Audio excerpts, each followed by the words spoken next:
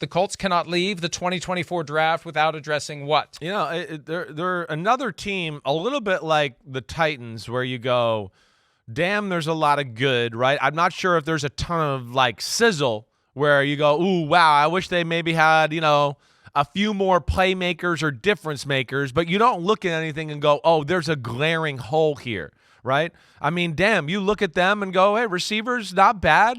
I mean, we know it's a pretty good group there. Alex Pierce, Michael Pittman Jr., and Josh Downs, damn. Tight ends ain't bad. We know the running backs are pretty good. Offensive line, Chris Ballard's got that pretty much shored up for the most part, right? I mean, so there's nothing there. Defensive line, again, would they could maybe want another top-tier pass rusher, but damn, they got Samson Ekubom, they got Kwity Paye, who they drafted in the first round.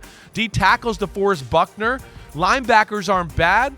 I come to it, I'm saying all this stuff just because I come to it, middle linebackers aren't bad with E.J. Speed and Zaire Franklin. They're good players.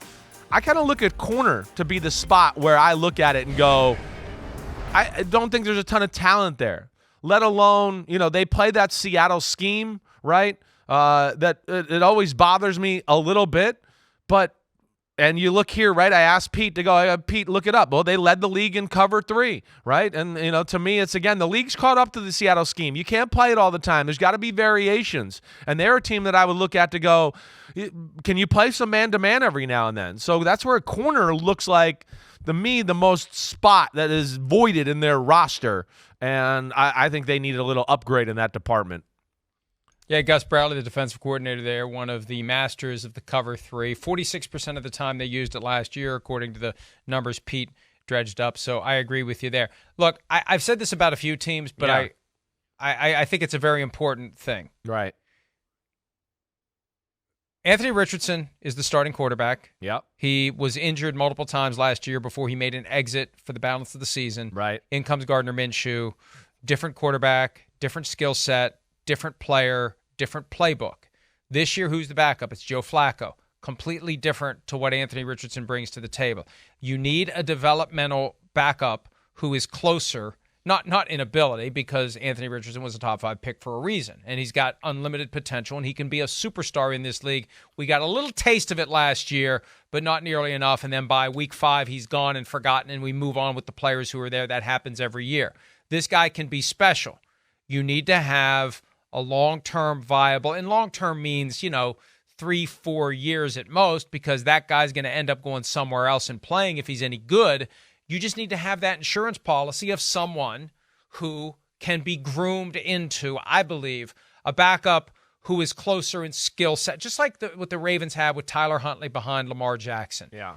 Anthony Richardson needs to have a backup who isn't mobile, stationary pocket passer, although Joe Flacco did surprise us a little bit last year with his mobility. You just need the offense, because you got to think about the other 10 guys. When the quarterback's out, the more the offense runs like it does when the starter is in, the easier it is for everybody else to make the transition. And Richardson to Flacco is not going to be the smooth kind of transition if they have to make it. And until Anthony Richardson goes 17 weeks and 17 starts, you have to be ready for the possibility of flipping the whole offense over to something else. Yeah, no, I mean, it's real. I mean, what you're talking about is real, right?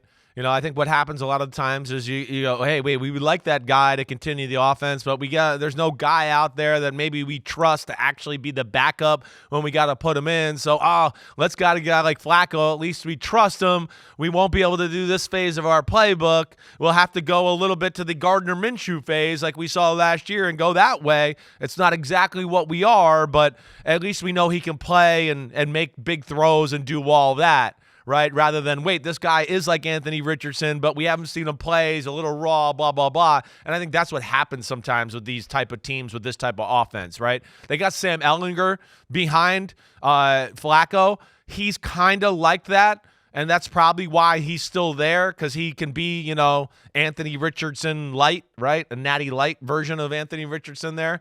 But, yeah, I hear you, Mike, and I think that's a real thing. But, yeah, you look at them and you go, wow, the roster's good. And, I mean, we should know that. They're competitive. They're in it every year. We know that.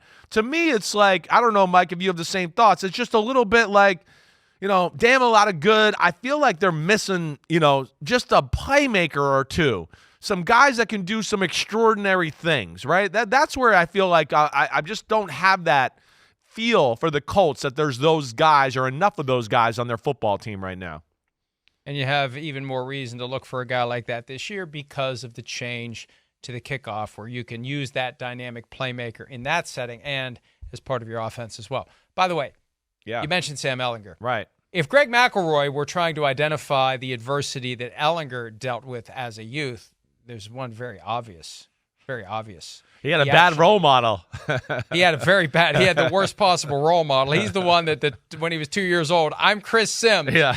No, you're not. Your career was all downhill from there, Sam. You screwed yourself. No wonder you're third string and holding a clipboard in the NFL. You're just like me. You really are. You did it. You're just like Chris Simms. You're backup quarterback trash. Way to go. Oh, God.